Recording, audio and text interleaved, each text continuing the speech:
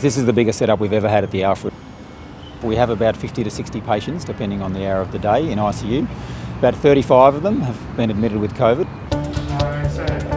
In Australia's largest ICU, staff at the Alfred Hospital in Melbourne are bracing for the next stage of the pandemic.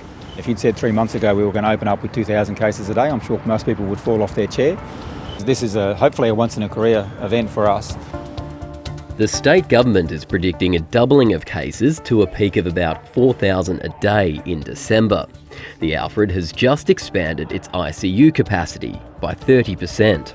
The vaccination rate is the key thing to everything. So as that gets higher, we're hoping to see less patients need ICU. So we have to sort of hope for the best and plan for the worst.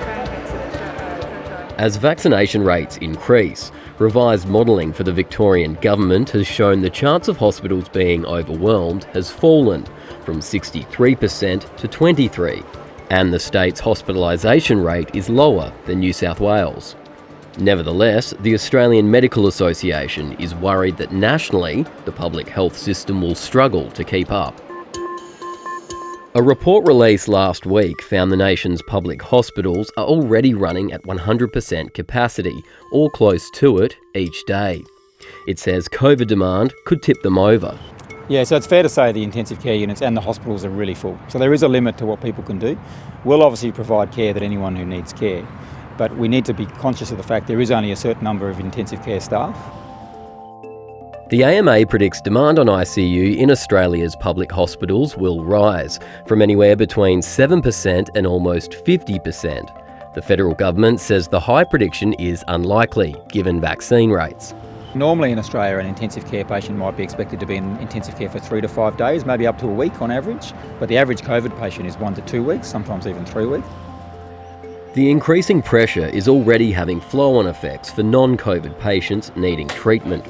In Victoria, most non-urgent elective surgeries are postponed, but there are now reports that even some urgent Category 1 elective surgeries are being put on hold due to bed shortages.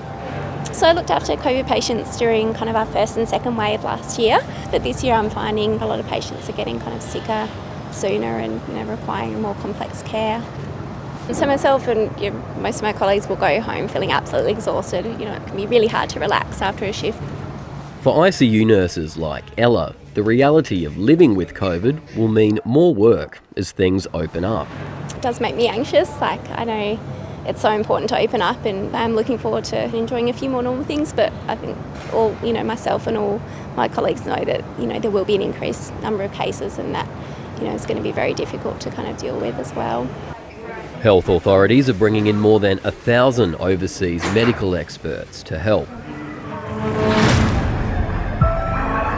He was going blue and convulsing really badly. I was on hold, but it seemed like 3 or 4 minutes, and I thought this guy was going to die. Victoria's ambulance system is also under strain. It responds to around 2,000 emergency cases a day.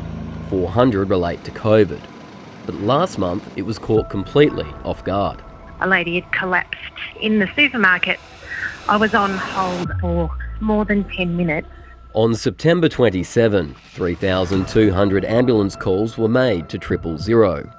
Ambulances were ramped outside some major hospitals for hours. Authorities are now reviewing the deaths of 2 people whose calls went unanswered for 5 minutes. An independent review of the emergency call operator Esther is also underway.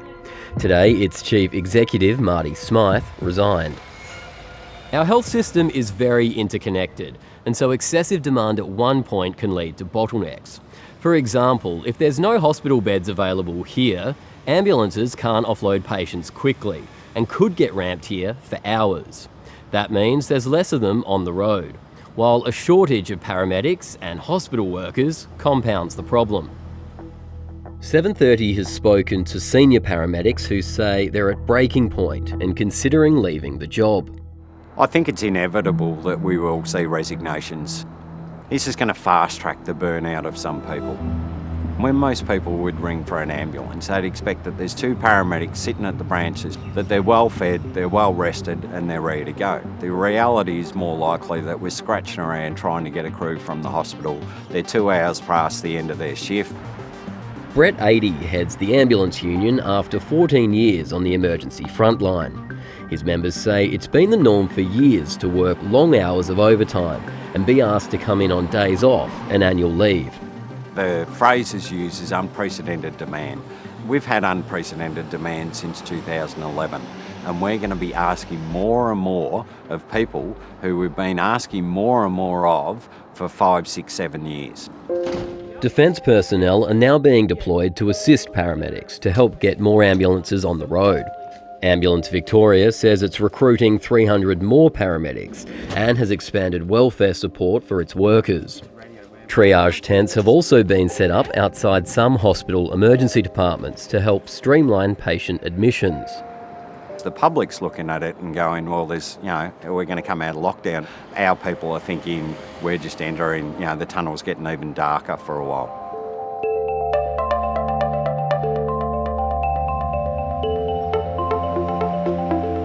For the vast majority of COVID patients who aren't sick enough for hospital, GPs like Dr. Simon Benson will be their lifeline. 80% of COVID positive patients will be managed in the community by their GP.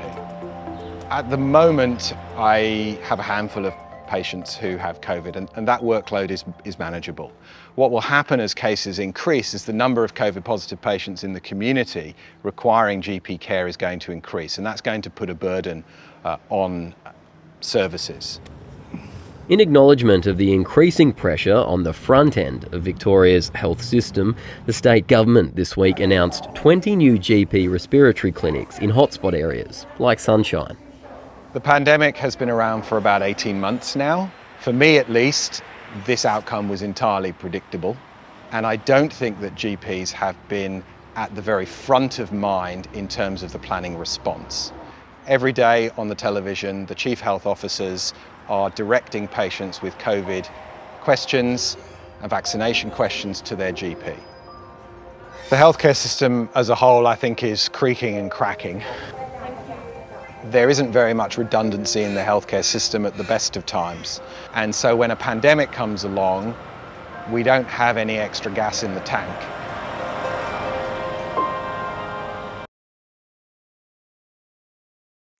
Hi, I'm Lee Sales. Thanks for watching this story. If you'd like to watch more of 7:30's stories, they are on the left of your screen. And tap on the button below to subscribe and get the latest from ABC News.